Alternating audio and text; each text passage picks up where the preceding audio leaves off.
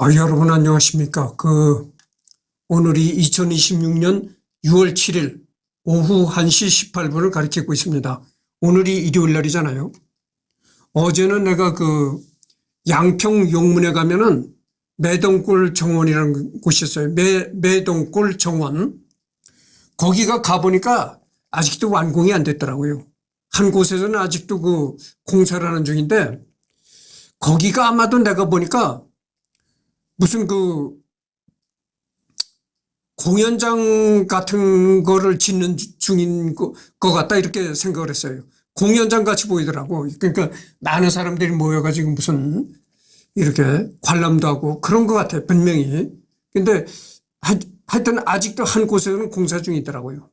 그래서 내가 갔다 왔는데, 내가 그걸 어떻게 알았냐면 인터넷 같은 데 이렇게 돌아다니다 보니까 매동골 정원이 그렇게 광고가 나오더라고.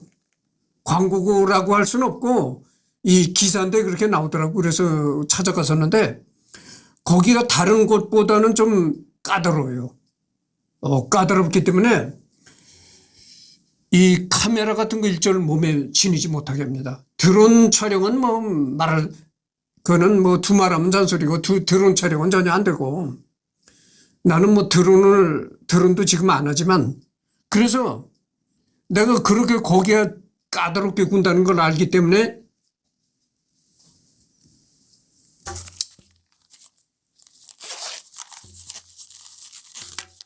이걸 가지고 갔던 거예요.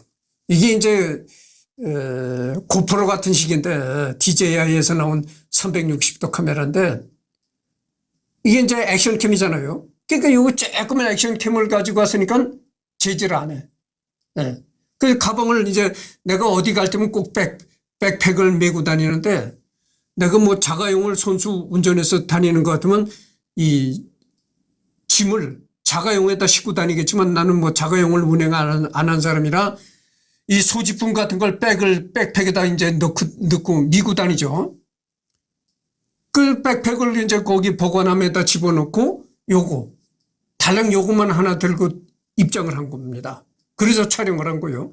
그러니까 요게 쬐끔해 보이잖아요. 액션캠 그러니까 이게 경계를 안 하는 거야. 요게 제일 장점이 뭐냐면은 이걸 가지고 다니면 사람들이 경계를 안 합니다. 그게 제일 큰 장점이에요. 근데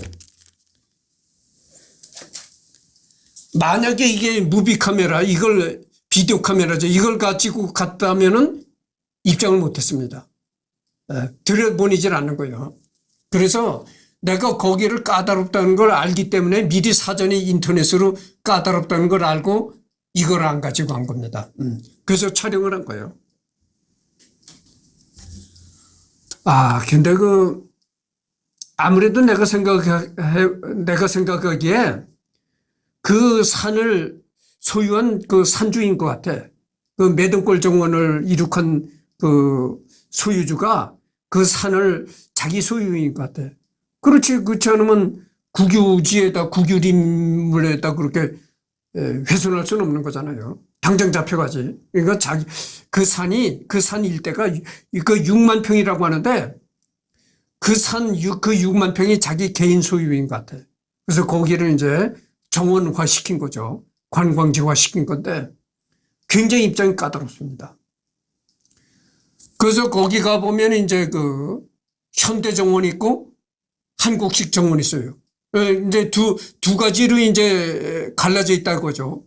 그래서 이 두 가지 다 통합 입장권은 얼마 하냐면은 입장료가 상당히 비쌉니다. 9만 원이에요, 9만 원.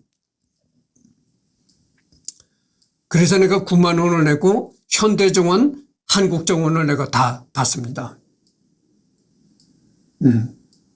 그래요. 그래서 하여튼 거길 갔다 왔고, 그렇습니다. 그래서 이번 시간은 여기를 할 차례이죠. 오늘날 학자들은 미적분학은 뉴턴이 먼저 생각해냈지만 둘 다 독자적으로 발견한 것으로 인정하고 있다. 이 뉴턴 있잖아요. 뉴턴이라는 건 여러분들 학교 다닐 때도 많이 배웠으리라고 생각해요. 뉴턴이 어느 날 이렇게 공원 벤치에 이렇게 앉아 있다가 사과나무에서 사과가 뚝 떨어지더라. 그걸 보고 만유 인력을 뉴턴이 생각해낸 거예요. 그러니까 뉴턴도 참 대단한 사람이죠. 아니 이승열이 같은 평범한 사람이 딱 공원에 가서 벤치에 앉아 있다가 사과나무에서 사과가 뚝 떨어진다면 뭐라고 생각할까요? 당연히 이렇게 생각할 겁니다. 아, 너무 익으니까, 너무 사과가 물을 익으니까 저절로 떨어지는 거다. 아, 저절로 떨어진다고 생각하지 누가 지구가 끌어당기는 힘을 생각하는 사람이 누가 있겠어요. 그러나 뉴턴은 아, 이 지구가 끌어당기는 힘이 있구나 이렇게 생각했다는 거예요. 네. 그러니까 이 뉴턴이라는 사람도 얼마나 천재적인 사람입니까? 근데 이 미적분 수학을 또 뉴턴, 라이프니츠도 만들었다. 그렇게 하고 뉴턴도 만들었다 이렇게 돼 있어요. 그래가지고 뭐 지금 같으면은 아마 상당히 법정 소송까지 갔으리라고 생각합니다. 지금 그렇잖아요. 뭐 지금 좀 생각이 떠오르지 않는데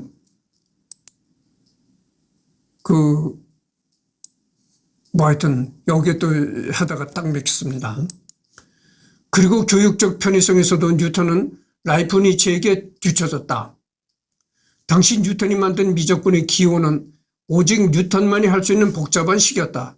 반면 라이프니츠의 논문은 하나의 변수를 다른 변수에 대해 미분값을 어떤 기호로 어떻게 표현할 것이냐, 변수에 대한 함수라는 건 어떻게 표현할 것이냐, 적분 기호를 실제 쓸 때 편하게 하려면 어떻게 해야 할까 등 사람들이 논리적 흐름을 쉽게 따라갈 수 있도록 기술되었다. dy 슬러시 dx라는 적합한 기호의 틀들을 만들어내는데 관심을 두면서 연구를 진행하여 다른 학자들에게 쉽게 이해를 시키기도 하고 인정을 받았으나 뉴턴은 그냥 미분을 y처럼 위에 점 하나 달랑 찍어서 표현하는 등 미적분을 이해하기 쉽게 표현하는 기호와 틀의 보편성, 천재 아닌 사람도 쉽게 이해할 만하게 만드는 것에 대해 관심이 별로 없었다. 또한 뉴턴의 성격 자체가 너무 내성적이라 일일이 학자들이 미적분에 대해 궁금해하는 편지를 보내도 아무런 답장이나 대꾸를 하지 않았다고 한다. 그래서 현재 뉴턴식 미분 표기는 별로 쓰이지 않고 뉴턴 본인이 만든 고전 역학에서 시간에 대한 미분을 표현할 때나 쓰인다. 오해하면 안 되는 것이 이것이 뉴턴의 미적분이 완성도가 낮다고 생각하면 안 된다. 라그랑주 역학, 해밀턴 역학에서는 운동량, 속도도의 시간 미분을 dt 형태로 풀어서 쓰면 dt분의 d 이게 슬러시라고 아까 읽었는데 슬러시가 아닌 것 같고 그냥 슬러시라고 하면 안 되겠고 이게 분으로 해야 될 것 같아요. 그래서 dt분의 d 형태로 풀어서 쓰면 식이 너무 지저분해져서 이쪽은 점을 찍는 표현이 관례이다. 시간에 따른 경제 성장 및 경기 순환을 주로 다루는 거시경제학도 뉴턴식 표기법으로 지면을 잘 나간다.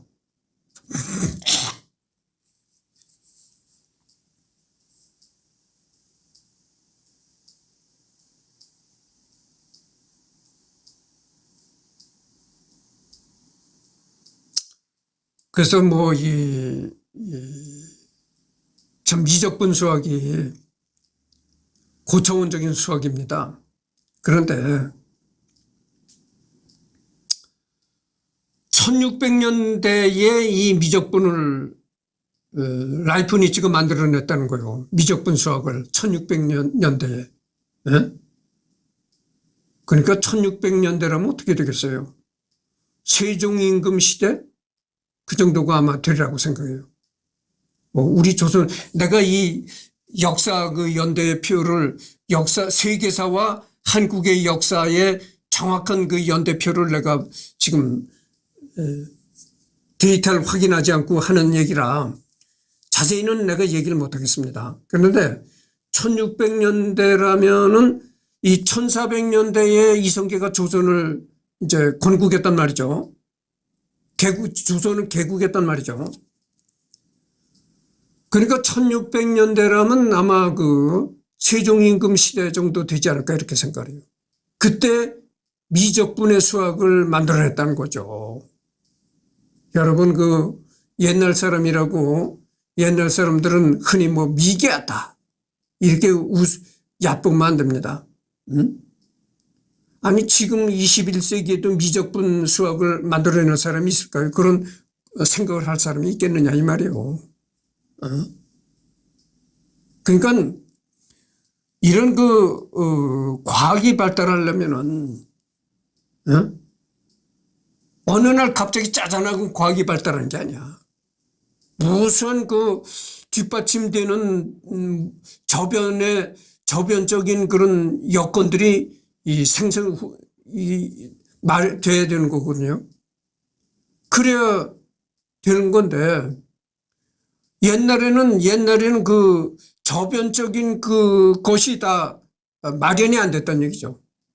그런 상황에서도 미적분 수학이라는 건 만들어냈으니까 이 라이프니츠라는 사람이 얼마나 대단한가. 이 사람도 정말 아인슈타인의 거의 정말 버금가는 그런 천재라고 해야 되겠죠. 여러분들 내가 하고 싶은 얘기가 있는데 지금 우리나라에서 KF-21 만들잖아요. 근데 이 전투기 하나를 만들려면은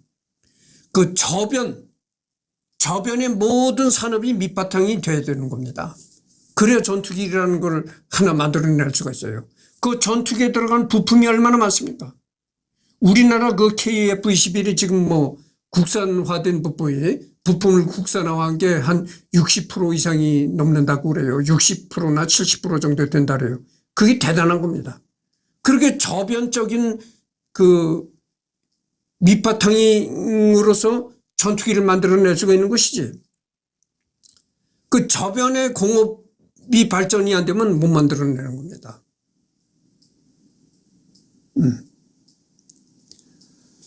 그래서 하여튼 참 이게 대단한 사람이라는 거를 말할 수밖에 없어요. 그리고 교육적 편의성에서도 뉴턴은 라이프니츠에게 뒤처졌다. 그래서 내가 전번 시간에도 내가 언젠가도 얘기를 했지만 이 라이프니츠가 서양 토박인데 서양 사람인데 이 라이프니츠가 동양의 주역을 읽어봤다고 하는 그런 말을 내가 들었어요. 그러니까 여러분들 1600년대의 주역이라는 건 100% 다 한문으로만 쓰여져 있는 거잖아요. 그러니까 이 라이프니츠가 물론 천재라고는 하지만 그래도 100% 이 한문으로만 이루어진 주역을 얼마나 제대로 그 뜻을 파악했을까 했으려는지 그건 의문입니다. 정말. 읽어봐도 그냥 수박 거달기식으로 읽었는지 아니면 진짜 거기에 주역이 품고 있는 깊은 동양적 사상을 알아챌 수가 없었으리라고 난 생각을 해요. 왜냐면은 라이프니츠가 그 당시 그렇게 한문에 동양의 뜻글자 한문에 능통할 리는 없는 거고 그러니까 아마 읽어봤다고는 했지만 그 동양의 깊은 사상까지는 아마 감지하지 못했을 것이다 이렇게 생각합니다. 당시 뉴턴이 만든 미적분의 기호는 오직 뉴턴만 알 수 있는 복잡한 식이었다. 하여튼 여기까지 했습니다. 여기까지 이것도 지금 리딩을 한 부분이죠. 이진법관. 미적분학에 묻혀서 잘 모르는 사람들이 많지만 또 한 가지 중요한 업적으로 라이프니츠는 이진법을 고안하였고 이를 토대로 최초로 사칙 연산이 모두 가능한 기계식 계산기를 발명하기도 했다. 어떻게 보면 전산학의 시초가 되는 인물이기도 한습니다. 천재입니다. 천재. 정말 아인슈타인하고 맞짱을 뜰 수 있는 그런 천재예요. 라이프니츠가. 이진법을 만들었다는 이진법. 얼마나 천재입니까? 아니 얼마 전까지 우리는 무슨 진법을 사용했나? 10진법을 사용했잖아요. 1, 2, 3, 4, 5, 6, 7, 8, 9 그다음에 10 하면은 한 단계 올라가는 거죠. 11 그다음서부터는 11, 12 이렇게 10단위로 올라간다는 얘기죠. 그렇게 10진법을 썼다 이거죠. 근데 1600년대에 태어난 라이프니츠는 이진법을 생각했다는 거예요. 이진법. 응? 그게 내가 왜 천재라고 하냐면은 여러분들 1, 2, 3, 4, 5, 6, 7, 8, 10진 해서 9 다음에 10 나오고 이렇게 해서 하는 건 10진법인데 그게 아날로그식 산수법이에요. 흔히 말하면. 그리고 이진법은 디지털식 셈법인 겁니다. 디지털. 지금 이게 그 컴퓨터로 지금 여러분들 컴퓨터로 무슨 계산하고 그런다잖아요. 그러면 컴퓨터가 계산하는 셈법이 뭡니까? 이진법입니다. 이진법. 그 컴퓨터가 계산하는 건 10진법으로 계산하는 게 아니에요. 이진법, 디지털이라는 건 그래, 아예 내가 또 말을 잘못했는지 하여튼 그런데 이 컴퓨터는 이진법으로 돌아가는 거다 이 말이죠. 이진법. 응? 근데 1600년대에 이진법의 수학을 만들어냈다니까 이게 얼마나 놀라운 겁니까?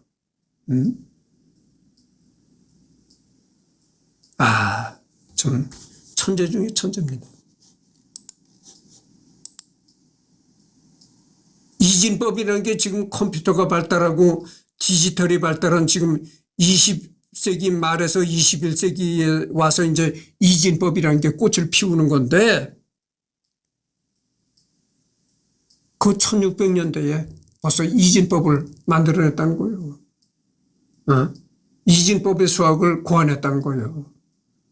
그러니까 그 라이프니츠가 이진법을 고안한 그 후로부터 엄청난 세월이 흘러가지고 20세기 말에서 21세기가 다다라서야 이진법이라는 게 디지털화가 됐다 이거죠.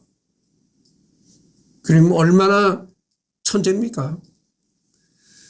논리학 또한 라이프니츠는 현대 논리학의 창시자가 될 뻔했다. 그는 수학에서 기호들을 통해 명제들을 나타내고 증명을 하듯이 애매성과 모호성이 제거되고 인간의 사유 구조를 그대로 반영해 모든 학문에서 쓸 수 있는 보편 언어의 구성을 계획했고 심지어 200년 뒤에 나온 논리학에 대한 아이디어들을 이미 제기했다. 사실상 미적분과 더불어 라이프니츠의 가장 큰 업적 하지만 그의 작업들은 출판되지 않고 책상 서랍 속에 처박혀 수백 년이 지나서야 발견된다. 만약 그의 논리학에 대한 작업들이 온전히 출판되어 학계에 알려졌다면 논리학의 혁명은 200년쯤 앞당겨졌을지도 모른다. 어찌 보면 현대 컴퓨터의 이론의 시초인 셈이다. 내가 방금 전에 얘기를 했잖아요. 컴퓨터 수학이 바로 이진법의 수학이라고 내가 얘기를 했잖아요. 그 컴퓨터 수학의 이진법을 라이프니츠가 1600년대에 생각했다는 거예요. 아니 그때 1600년대에 컴퓨터라는 그런 물건을 생각했겠나 했겠어요? 생각도 못했죠. 컴퓨터라는 물건을 생각해서 뭐 이진법을 생각해낸 건 아니잖아요.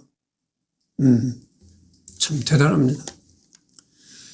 양상논리에서 기능세계의 개념을 최초로 철학에 도입한 철학자이기도 하다. 라이프니츠에 따르면 신은 이 세계를 가능한 최선의 형태로 창조했으며 이에 대한 논의에서 가능세계의 개념이 생겨났다. 내가 이걸 생각해 그 라이프니츠의 이진법을 얘기하다 보니까 이 생각이 나는데 여러분들 세종임금 시대에 세종임금 시대에 그 집현전이라는 그 연구기관이 있었잖아요. 훈민정음을 연구하던 연구기관이 있었는데 거기서 이제 훈민정음을 만들어낸 거죠. 그 집현전에서. 근데 그때 당시 훈민정음을 만들 때 당시 몇백 년 후에는 몇백 년 후에 후손들이 컴퓨터라는 그런 괴물 같은 기계 앞에서 자판기를 두드려서 글자를 치더라. 이런 생각을 하고 훈민정음을 만들어냈을 건 그런 생각을 하고 훈민정음을 만들어낸 건 아니잖아요. 그런데 어떻게 우연의 일치인지 까마귀 날짜 배 떨어지기인지 몇백 년 후에 그 세종임금 집현전에서 만든 훈민정음 자음과 모음으로 컴퓨터 자판기를 두드리더라. 후손들이. 그러니까 그것도 상당한 거죠. 생각해보세요. 어? 세종임금 시대에 컴퓨터 자판기에 딱 잘 어울리는 자원모음으로 만들어냈으니까 얼마나 대단합니까? 여기서 라이프니츠는 모든 진리를 수학 법칙처럼 무조건 참이되는 필연적 진리와 경험적으로 알게 되는 우연적 진리로 나뉘었는데, 그에 따르면 이 세상은 신에 의해 모두 최상의 완전함이 실현되었으며, 따라서 우연적 진리로 보이는 것들도 사실 필연적 진리라고 주장했다.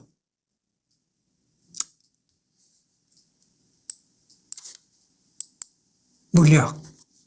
뉴턴이 주장한 절대 공간과 절대 시간이라는 개념에 대해 비합리적이며 비현실적이라며 비판했다. 라이프니츠 절대 공간에 대한 비판은 훗날 에른스트 마흐의 주장과 비슷한 면이 있다. 뉴턴과 달리 시간과 공간을 상대적인 개념으로 봤다는 점에서 상대성 이론에 대한 예측을 남들보다 더 빨리 한 존재라고도 할 수 있다. 다만 상대성 이론은 시간이 흐르는 속력에 대한 것이고, 라이프니츠가 한 주장은 시간이라는 개념 자체에 대한 것으로 다르다. 에른스트 마흐.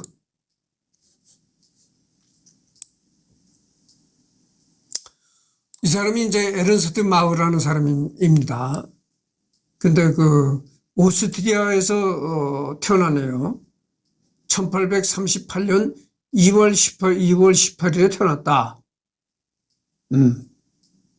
그러니까 이 사람은 라이프니츠보다 상당히 후대 사람이네요.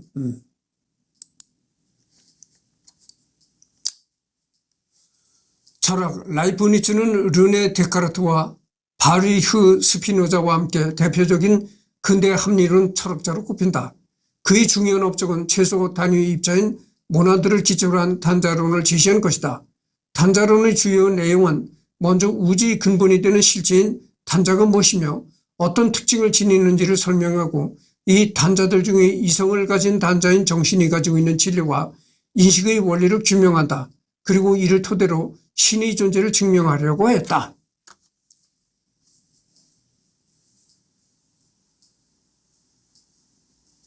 단자론에 따르면 모든 물체는 부분이 없는 극도로 단순한 신체인 모나드들의 결합체이다. 마치 원자와 비슷한 개념처럼 보이지만 원자와는 다르게 개별 모나드들은 외부의 영역으로부터 무관한 완전히 자발적으로 스스로의 고유한 상태, 즉 지각과 욕구를 가진다. 지각은 모나드의 일시적인 상태고, 욕구는 한 지각에서 다른 지각으로 이행하는 내부적인 힘이다. 이때 주의할 점이 있는데, 모나드는 물질적 실체가 아닌 정신적 실체다. 우리가 보는 물질적 세계는 모나드들이 보는 현상일 뿐이다. 각 모나드들의 자발적인 활동은 신이 전능한 힘에 조화된다. 경험적으로 보이는 인간관계가 작용하는 물질세계는 사실 관념이지만 모나드들의 관념은 모두 조화되어 있기에 그렇게 생각해도 별 상관없다. 즉 모나드들은 자발적이라 인간관계는 상호작용 같은 건 없지만 신에 의해 서로 맞아떨어지게 조정되어 있으므로 일상적인 생각에 부합하는 세계가 만들어진다는 뜻이다. 충족 이유율의 개념을 정립하기도 했으며, 이는 훗날 아르투어 쇼펜하우어에게 영향을 끼친다. 한편 루트비 비트겐슈타인의 철학에도 영향을 미친 것으로 추정된다. 비트겐슈타인의 초기 철학에서 나타나는 논리적 원자론과 라이프니츠의 단자론은 단자가 영혼적 정신적 개념이라는 것 외에는 큰 차이가 없다.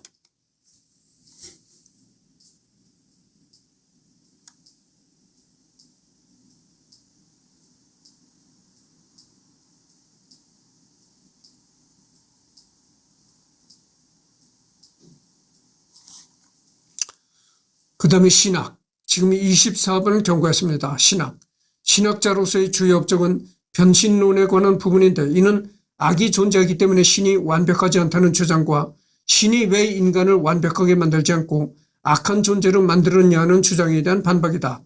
간단하게 말하면 결국 신이 인간에게 자유의지를 주었고, 그 때문에 인간은 자신이 원하는 대로 선택하고 욕망대로 선택하게 되었고, 결국 이런 인간의 선택에 악은 부가적으로 따라오게 되는 것이며, 악이 단순히 나쁜 것만이 아니라 뒤에 따라오는 행복과 선을 조금 더 극대화시켜주는 역할까지 하며 세계를 최선의 형태로 만든다. 이를테면 악은 음악에 있어서 순간의 불협화음적 요소로서 오히려 음악을 더욱 아름답게 하는 존재다.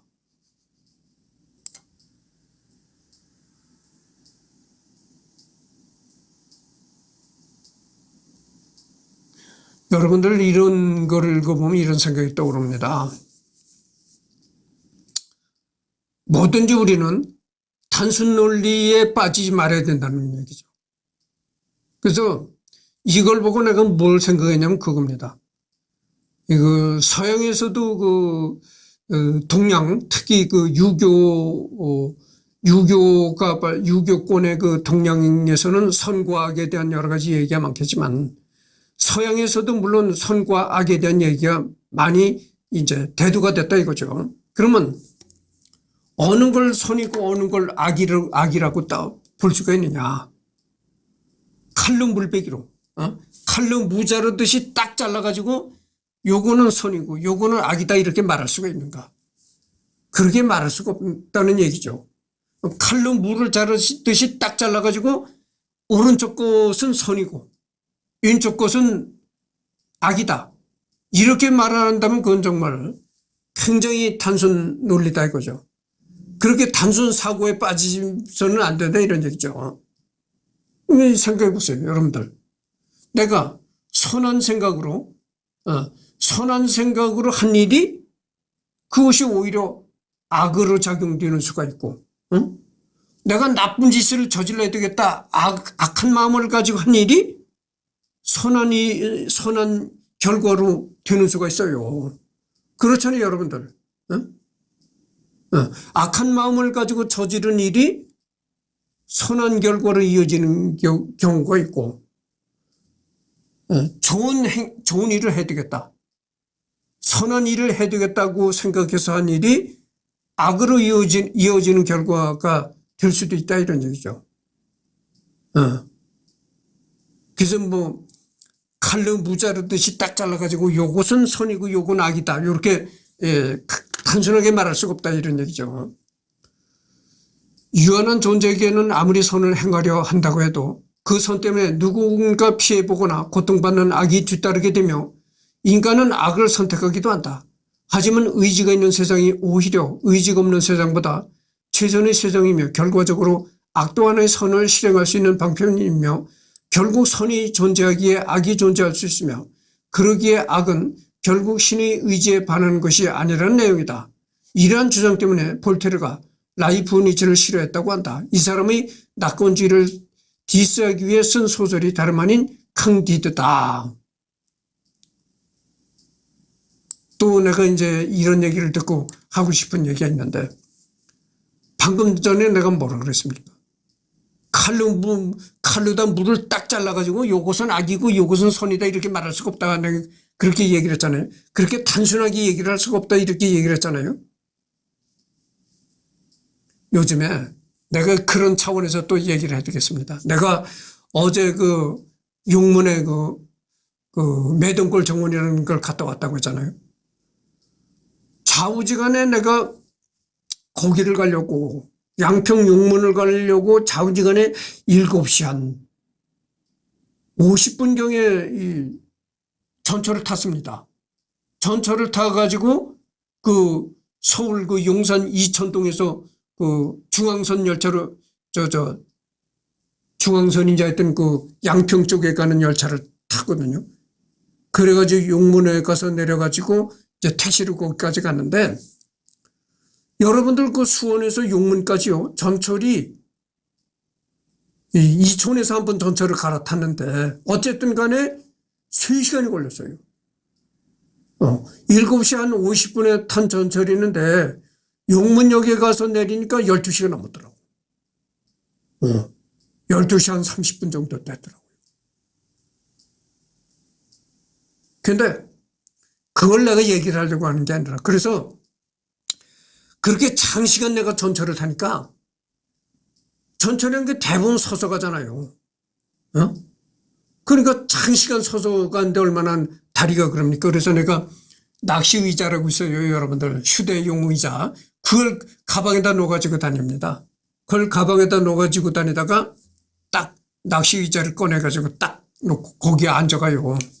그런데 여러분들 전철이나 돌아다녀 보시오. 요즘에 한국 사람들이 얼마나 큰 사람들이 많습니까? 아니, 나는 정말 땅에서 발발 기는 것 같다니까. 평소에는 내가 그렇게 작다는 걸 못 느끼는데, 전철 같은 데 타보면 진짜 내가 작구나 이런 걸 실감하게 돼요. 요즘은 그렇게 큰 사람들이 많습니다. 근데, 그렇다고 해서, 요즘은 뭐 키 큰 그것도 약도 나온다네. 의료적으로. 그러면 누구나 다 그 약만 먹으면 어렸을 때 이 성장판이 닫혀지기 전에 그 약만 먹으면 누구나 180 이상이 다 된다네. 아니, 다 세상 사람들이 180 이상 큰 키가 되면 누굴 크다고 하겠어요? 크다, 작다, 이게 상대적인 개념이거든. 아니, 다 크면, 다 키가 큰데 누굴 크다고 하겠어요? 응? 그렇잖아요. 그러니까 내가 하고 싶은 얘기는 그거야.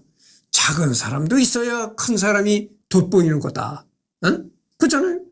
작은 사람이 있어야 키 큰 사람이, 야, 저 사람 키가 크구나. 이렇게 돋보이는 것이지.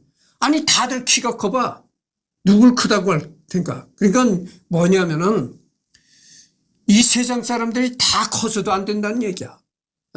작은 사람도 있어야 되고, 큰 사람도 있어야 되고, 이런 논리라는 얘기입니다.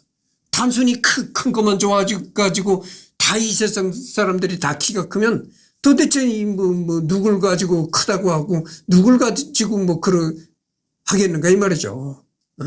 그러니까 작은 사람이 있기 때문에 키 큰 사람이 돋보이는 거다, 이런 얘기죠. 그러니까 작은 사람도 필요한 거고, 큰 사람도 필요한 거다, 이런 얘기죠. 이런 논리로 내가 얘기를 하기 위해서 이런 얘기를 한 겁니다. 지금, 인터넷에 대한 아이디어 제시, 또한 학문의 발전을 위한 방법으로서 전 유럽이 공유하는 경험적 자료의 데이터베이스 구축을 제시했으며, 이에 따른 부차적 효과로 유럽의 정치적, 종교적 단결 또한 기대하였다. 이를 위한 구체적 도구로서 라이프니츠는 세계 최초로 인공호흡과 컴퓨터의 개념을 떠올렸다. 단순히 말만 한 게 아니라 그는 실제로 스태피드 로커너라는 계산기를 발명했다. 20세기 인공 컴퓨터가 실제로 등장했음은 물론이요, 인터넷의 발명으로 전 세계가 공유하는 거대한 데이터베이스가 형성되었고, 이로 인해 세계가 하나로 통합되어 가고 있으니 라이프니츠의 사상은 무려 300년이나 앞서갔다고 할 수 있겠다.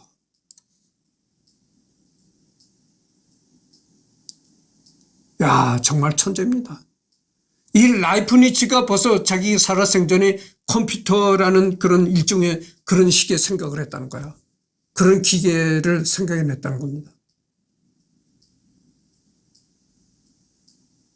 참 대단한 사람이죠.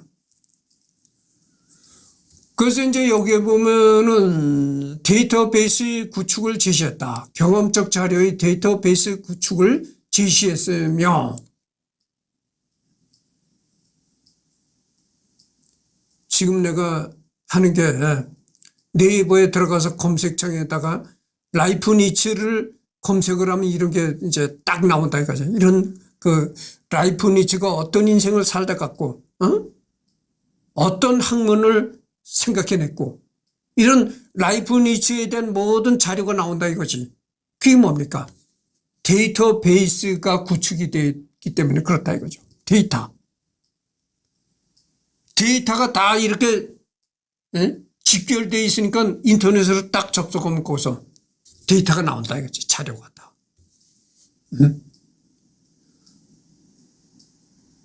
그래서 여러분들 인터넷이 발달되기는 어떻게 됩니까?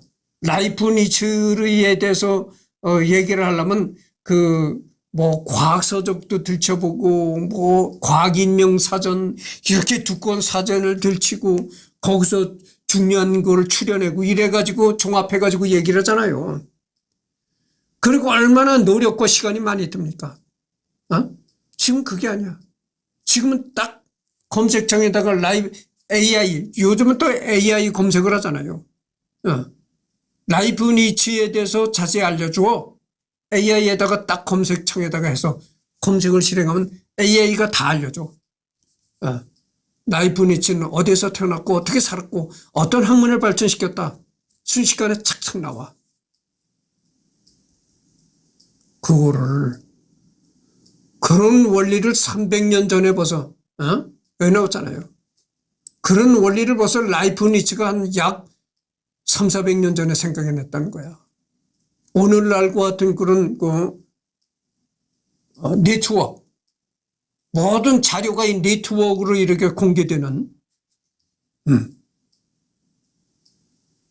그러니까 지금 내가 한 게 뭐겠어요. 라이프니츠를 접속해가지고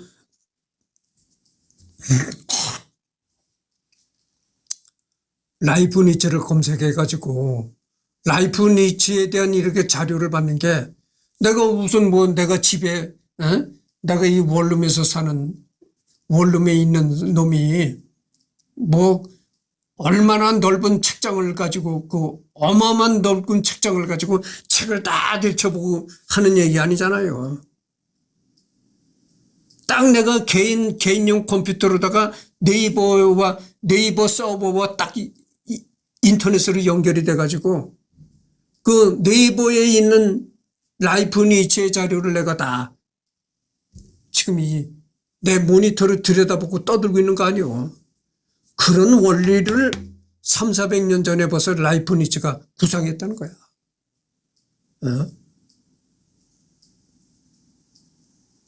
이게 정말 기막힌 일 아니오. 정말 기막힌 겁니다.